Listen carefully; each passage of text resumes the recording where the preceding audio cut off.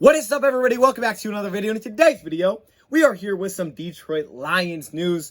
Yes, Lions news has just kind of popped off recently, and we're going to dive into that in today's video. We also have the first injury report for the Lions and Ravens game this weekend. I know it feels like such a quick turnaround, but that was because of the Monday Night Football game, and now we're right back to it with this Ravens game that we have to get prepared for. Now, I was planning on doing a linebacker video from this Packers game, a film video. We may have to do it now that the news has broke, but maybe we won't. I'm not exactly sure where I want to go with that, but we do have some Lions news. We have some injury updates, and something might be going down pretty darn soon. So let's get it started. We're going to bite a kneecap off, and we're going to stand up, and then it's going to take 2 more shots to knock us down. And on the way up, we're going to take your other kneecap, and we're going to get up, and then it's going to take 3 shots to get us down. And when we do, we're going to take another hunk out of you.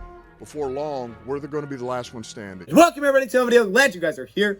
We got a lot of things to discuss in this injury report video. This is not your normal roll through the injuries and that's it.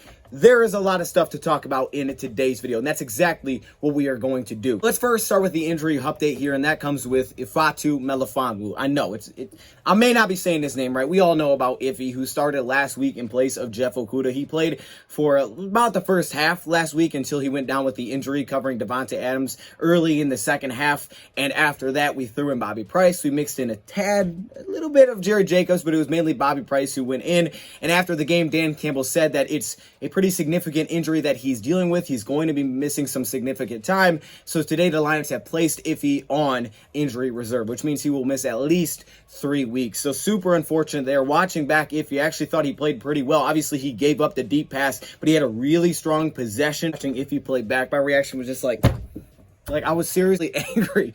I was seriously angry, man, that we lost this guy, because there was a lot of stuff that I think he showed us in a limited amount of snaps. During that he was a rookie and Aaron Rodgers looked to attack him right away, he didn't have that success right away. Now, he did hit him on that big Devontae Adams play, which I think was like the swing play of the game. You're in a 3rd and long. You have a chance to get the ball back. But even more than just giving up the play, he also went down with an injury. Response to that move, the Lions have 1 roster spot open. They have now signed Daryl Worley from the practice squad to the active roster. Worley, who they brought in last week. If you want to know more about Daryl Worley, you can check out last week's video. We kind of dive into what he could bring to the table, but I won't go too deep into that. I will say, though, he is a little bit more of a vet cornerback that has been added for some competition. Bobby Price seems to have the leg up for this role. Obviously, we know we didn't have Daryl Worley active for last week's game, so Bobby Price was the guy up. They did mix in a little bit of Jerry Jacobs, but then he had the PI, so he came back off the field, and Dan Campbell did like what Bobby Price did. I mean, I took away that, man, the guy can tackle, and he seemed to settle in a little bit to that role as the game went on. So you got to have depth behind it. So Worley has been added to the 53-man roster, and we'll see if he's active this week against the Ravens. Now, the Lions have also brought in another practice squad player to fill out that spot, and that is Ryan Santoso. The name may sound familiar. He was with the Lions back in 2018, 2019 as a place kicker. He's only made one field goal kick in his NFL career. He's 1 for 2 in his career. He last week was released by the Carolina Panthers, so he has now been picked up by the Lions and added to the practice squad to fill their practice squad back out. Remember, they lost Zane Gonzalez off the practice squad, so this puts that kicker competition back into play. Last week, Seibert, he made his 1 field goal attempt, and he also made both of his extra points, and he also has kickoff responsibilities. But the Lions just added some more competition back to that group with a 26-year-old place kicker. So those are some of the moves that the Lions have made with the injury that's going on. However, there is some big news on the Lions injury report today. Some really big news. So let's dive into that right now. Let's start off with the Lions. Usually we start off with the opponent like last week, but I want to start with the Lions today because there is some big news to dive into, and that's what we're going to talk about first. So looking at the injury report on the screen, the very first name, a new addition to this list, but it's not that he's injured. That's the big part to this. Jamie Collins did not participate, but you notice it says not injury related for Jamie Collins. So you're looking at that and you're saying, okay, it's not just he's on this list and he's dealing with an injury. It's the fact that it's not injury related that he's on this list that's very important. It's not like he's listed with vet rest here. It's not injury related. And recently we have gotten the news, I believe this came from Adam Schefter on Twitter, that Jamie Collins, the Lions are currently fielding calls for a trade. So he did not participate in practice today. I first see that because that news came out first that he did not participate in practice. And I'm thinking, okay, they're giving reps to Derek Barnes. Now, we heard Dan Campbell talk about Jamie Collins this week after the game, and he had some very telling comments on Jamie Collins, which did not sound good for Jamie Collins. One thing we know about Jamie is he is not built for this game. Lions this offseason, they restructured his contract to save some money on his base salary. They moved it from $8.8 million to $3.8 million, I believe it was. Yeah, $3.8 million, and they added 3 voidable years, so to save some money this season. Not a player brought in by this regime. He's not necessarily a scheme fit. He's a bigger linebacker. He's not as fast, but one of the telling comments that Dan Campbell made was not only speaking about Alex, but it was when he said about Jamie Collins' effort level, saying that Jamie Collins did not think gave the same effort as Alex does, who gives it every single play. Yeah, that's pretty darn telling, and that's also pretty concerning for a guy like Jamie Collins when your head coach says that about you. But he also said that Jamie Collins had a rough game. Look, the thing is, we know the responsibilities that the Lions are giving of Collins, some things they like him for, like Dan Campbell said, 3rd and short rushing plays. Now hearing that the Lions are listening to trade offers, honestly, it's not that shocking. And I would not be shocked if the Lions made a trade pretty soon if they can make it happen, and I would actually be very fine with that. I'm assuming today in practice, we got to see a lot of Derek Barnes. They probably had Derek Barnes filling in. We heard Dan Campbell speak of Alex, and even going back and watching the film, you could see what Dan Campbell was talking about. Alex gave up a lot of plays, but at the same time, he was flying around the field. He did total 10 tackles, but when you watched him play, you could see that, yeah, he was getting involved in a lot. You could see the hustle, even though he had some missteps, he got out of positions. But Jamie Collins, on the other hand, there were some plays, man, it just looked like he wasn't even running. And I know he's a slower linebacker, so that's also part of it. He is not a scheme fit. Some of those man-to-man responsibilities they gave him on a running back, he just simply can't do it. So I think it's part scheme, but also part that Dan Campbell didn't think that he was hustling like Alex was. And that's super concerning. Before we even knew this, we knew Derek Barnes was going to get snaps because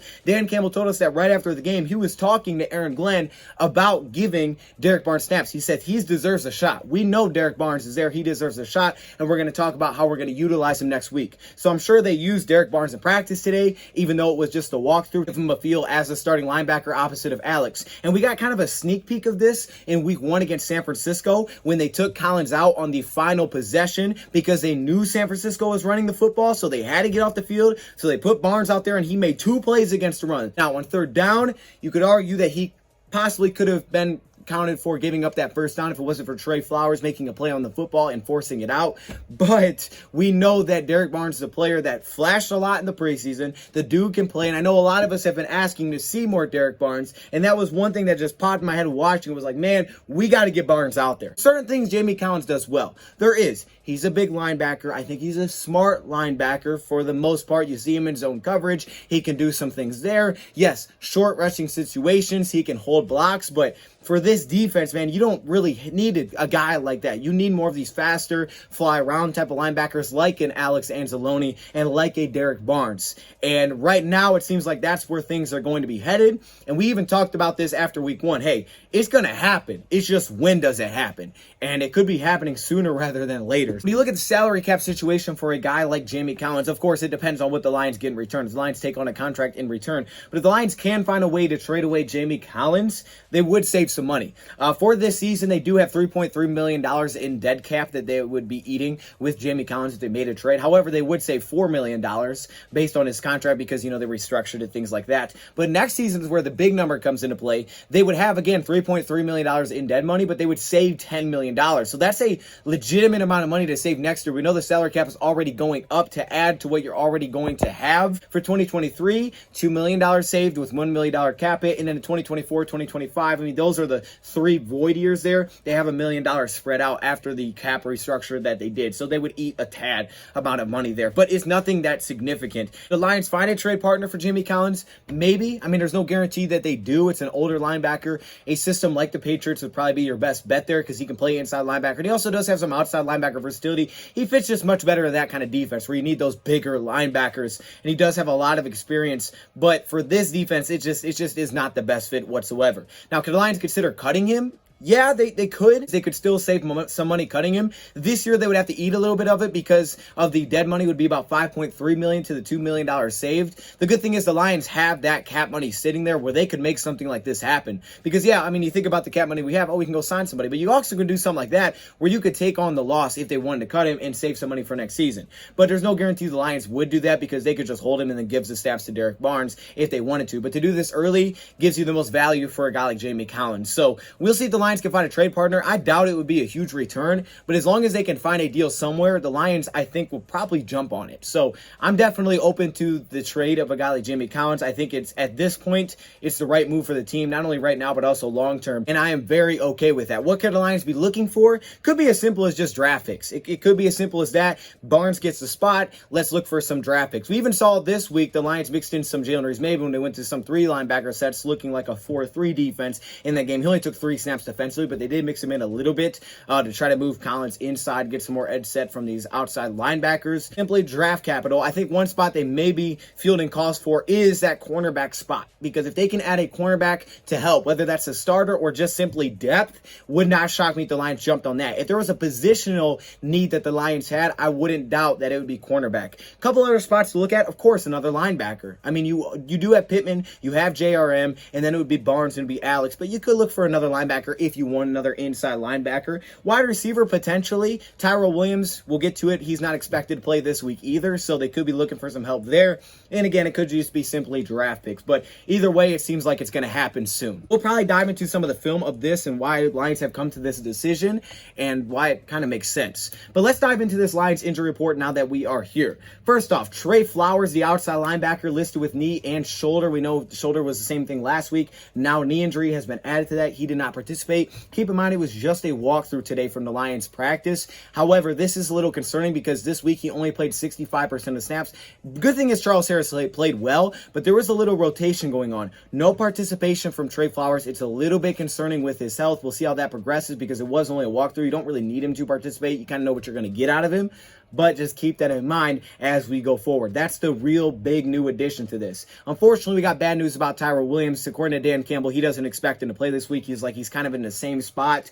Concussion, no participation. He's got to go through that 5-step process. So we'll see how it goes throughout the week. But being that it's a short week, that's not good to hear. Michael Brockers is back on here with a shoulder injury, limited participation. Same thing he dealt with all last week. So good thing is he played last week with the shoulder and he finished the game. Same thing with Romeo Cora, basically the same situation. I listed him as defensive end. I should have put outside linebacker. My bad. Khalif Raymond came up at the end of last week, but he did play with the thigh injury. Still limited participation for him as well. Really, the next couple days are going to tell a lot because it was just a walkthrough today. Kevin Strong, good news with him, the defensive lineman with the concussion and concussion protocol. They're feeling good about where he's going, listed as limited participation. That's a big deal in terms of getting back. Now, one of the big things here is that Levi is healthy now. He only played in 10 snaps last week, but if you have Strong and you have Levi, there's a good chance that maybe one of those guys are inactive for this week's game. Who would that be? And finally, DeAndre Swift, the running back with the groin. He played last week.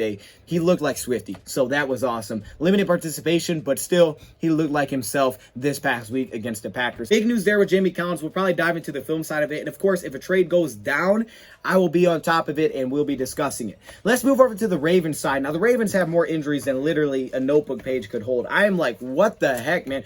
14 players currently on IR. I can't roll through all of them, but I'll tell you about their injury report. First off, Deshaun Elliott, concussion, did not participate, expected to not play this week. Remember, they're not on a shortened week. This is regular practice for them on Wednesday, but he went down in the second quarter against the Chiefs. Their rookie, Brandon's, I think it's Stevens, but it could be Stephens. I don't know how they pronounce it. Out of SMU came in. He was accounted for giving up 3 receptions for about 90 yards. Out of the half, Patrick Mahomes hit a deep pass. He was kind of accounted for some of that, but Deshaun Elliott, who is one of their top safeties, now could be out this week, which is a big loss in a secondary where they're already missing some players. So that's a big name to keep an eye on, dealing with an injury this past week in the game against Kansas City. Justin Houston, the outside linebacker, just rests, so did not participate, but it's just rest there, so not too much. Ronnie Stanley, the offensive tackle, arguably their best tackle, their left tackle, ankle, did not participate. That's not good. He did not play last week either, so they shuffled around their offensive line, kind of like what we had to do. They put Villanueva at the left tackle spot, which is his natural position. He played pretty well there. Moved Patrick up to the right tackle position, where he played pretty well. So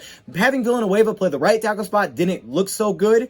in week 1. So they pushed him back to left tackle because they did not get to have Ronnie Stanley on the field. And in that case, they pushed Patrick up to the right tackle spot. And he played well enough where people are thinking that, hey, when Stanley comes back, could Patrick become the long-term right tackle option over Villanueva? Also missing their left guard. Last week, they had Ben Powers and Ben Cleveland step in, and they rotated that role. Last season, they did the same thing with the right guard position, and John Harbaugh said that we're probably going to see that again this week because they both did well in his eyes in that situation. Tyree Phillips is out at that left guard position, so he is on IR as well. So we'll probably see that rotation at left guard. So they're dealing with some things at offensive line. They've done a good job making it work, especially against a pass rush like the Kansas City Chiefs, but they're dealing with some injuries there as well. And this seems like one of those games, and Dan Campbell said it, you're going to have to score some points, and we got to take care of the football, man, because we're going to be indoors, which is very beneficial. Goff has had some issues with fumbles in the past. I was actually looking at it today, going back to college. The guy has small hands. Some people think they've grown, but going back to the combine, he has technically the smallest hands in the NFL, the NFL combine,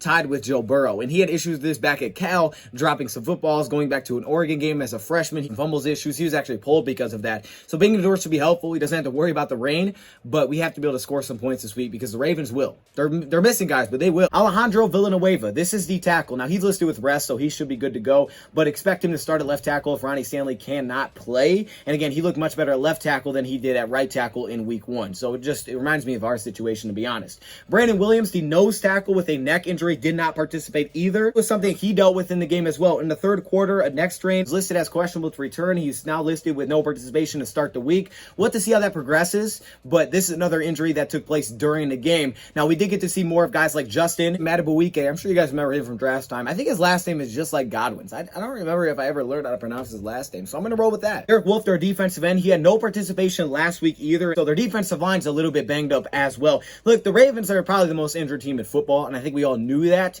and it's unfortunate because you look at how big this injury report is, and then you add on top of that the IR, which is 14 players. It's just nuts what they're going through, but they found a way to beat the Chiefs, so they still found a way to do it even with all this going on. They're still a heck of a team, and we know that. Tavon Young, their cornerback, he injury did not participate, and he was the one guy that had the interception on Patrick Mahomes last week. Remember when he was about to fall and he kind of just threw it up? This is the guy that got the interception. And cornerback positions where they're dealing with some injuries as well. Guys like Marlon Humphrey, Jimmy Smith. Now, the good news for them is that they're looking at some improvements aside from Tavon Young. Jimmy Smith, as you can see, cornerback, limited participation. Come back this week, and he did not participate last week. That is one of their top cornerbacks. So if Young is out, having a guy like Jimmy Smith back will be huge. And Marlon Humphrey is no longer on this list. He was listed as questionable last week, but he is no longer even on the injury report. So there is some good news with their cornerback spot, even if Tavon Young cannot play. He also had a huge stop on third down where he kind of blanketed Tyreek Hill across the field to get him off on a 3rd and 9. So that was big as well. Marquise Brown, their number 1 option. There's no Bateman. He's on IR.